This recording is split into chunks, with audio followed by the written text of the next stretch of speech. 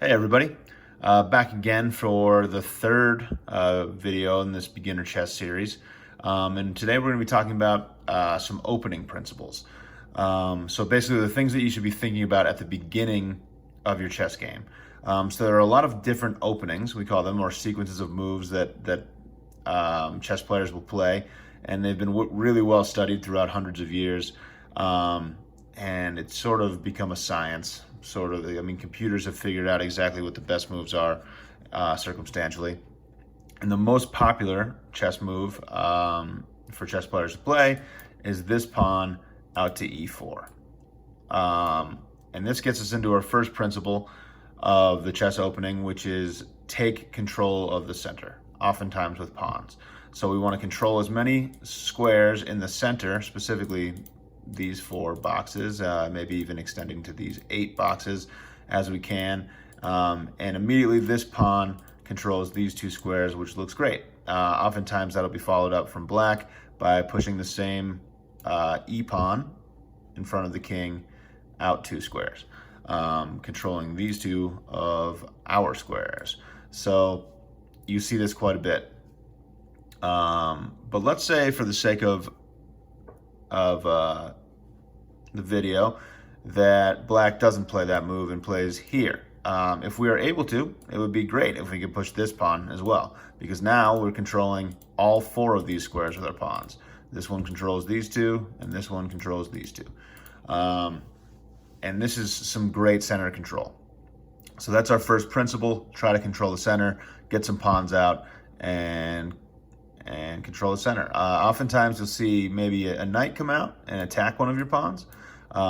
Should that happen, there's several different ways that you can deal with that. But our second principle is to develop your pieces. And pieces being primarily the knights and the bishops. And generally, you want to develop your knights first. So after you control the center, you're going to want to try to get your knights out. And if one of your pieces is being attacked, you better defend it. So this knight is attacking this pawn. So guess what? We can develop our piece, so we can get our piece off its starting square and defend our pawn at exactly the same time. So this would be a great move in this circumstance. Generally, yeah, so we like to develop our knights before our bishops. So sort of an ideal setup, say black plays this move. If we were to play this move, this would be defending another pawn, and then we would be able to later get our bishops out, which is a secondary principle. So I guess our third principle would be develop your bishops after your knights, and that's sort of the order you should be looking to develop your pieces in, and get yourself into a safe and maybe somewhat aggressive position, and start attacking the black position. Another important principle in the opening of chess is to try not to move the same piece more than once in the opening. So say I got my knight out here, black gets their knight out here, and then I move my knight over to the side of the board over here. Now I've moved this knight twice, which gives black an opportunity to get their other knight out, and now black has 2 pieces off their starting squares, the back rank, while I only have 1. So now I've sort of given away my advantage in being white in that first move that I had, because now I've kind of fallen a move behind.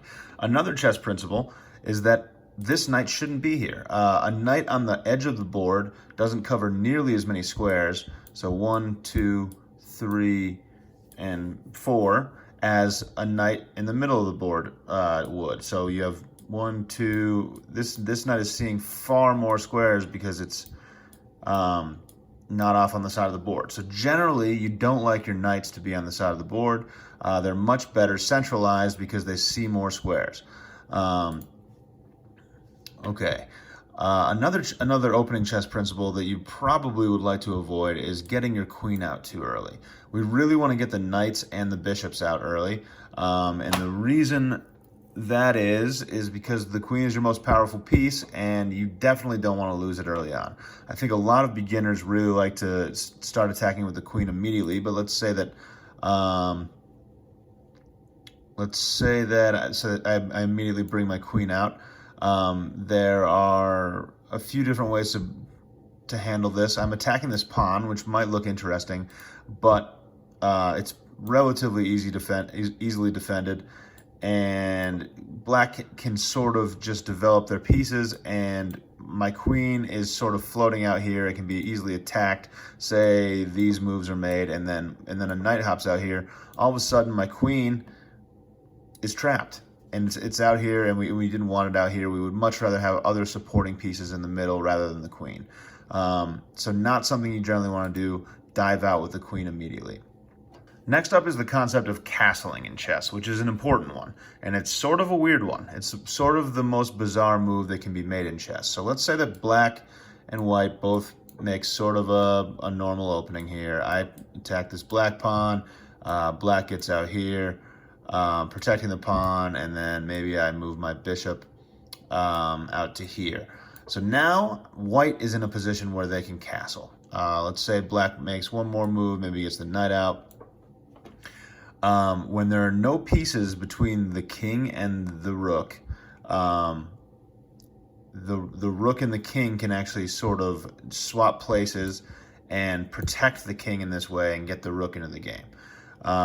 Very interesting and important move. This is said you're supposed to do this between 5 to 10 moves into the game generally, and as a beginner it's probably good to abide by that type of rule.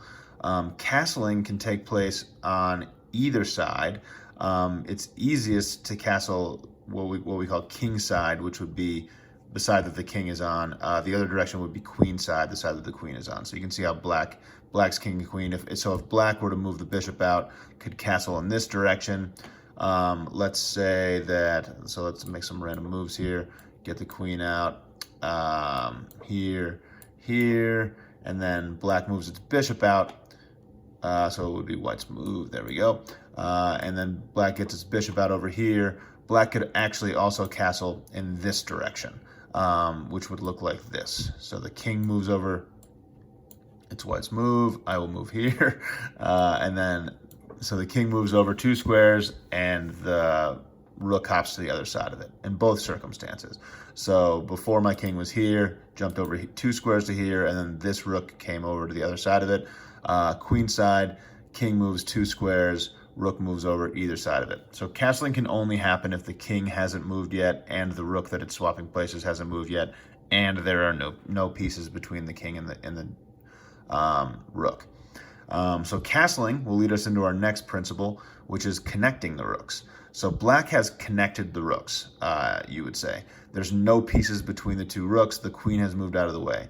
So in order to castle, or in order to connect the rooks on white's side, I'm going to need to get my last 2 pieces off their starting squares. And so let's make a couple moves to do that. So I'll move my bishop here, say black moved here, then my queen could move here, which would connect my rooks, which now protect each other and can move along the back rank freely, and which leads us into our next principle, which is ideally to take open files.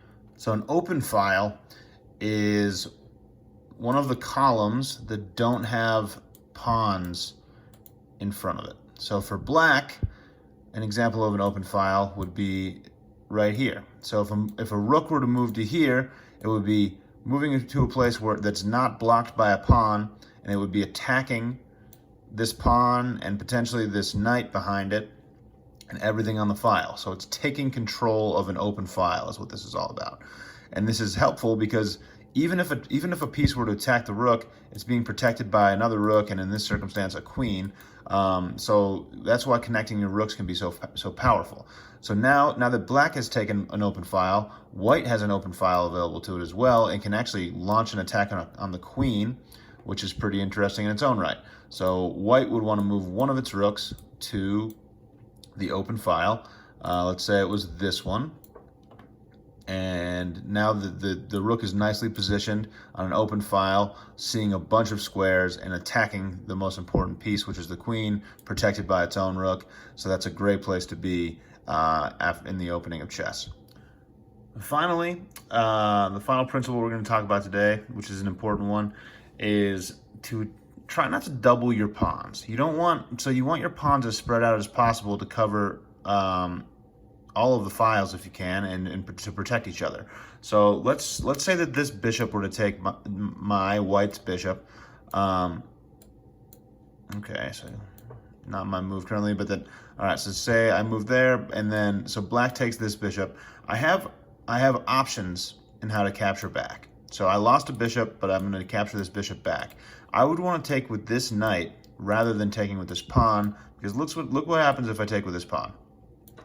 This pawn moves in front of another pawn, so now this pawn is no longer defended by the pawn that was right there, and these pawns are stacked up, so if this pawn ever moves, these two pawns aren't defending each other, and they're just not doing a whole lot. Doubled up pawns aren't what you're looking for. So in that circumstance, instead of capturing with the pawn, I could have captured with the knight, which leaves me in a safer situation. I also happen to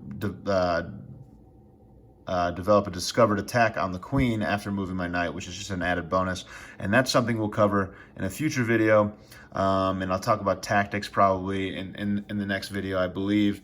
But that pretty much wraps up the opening principles. So this should give you a really good idea of how to get yourself in a good position in the game.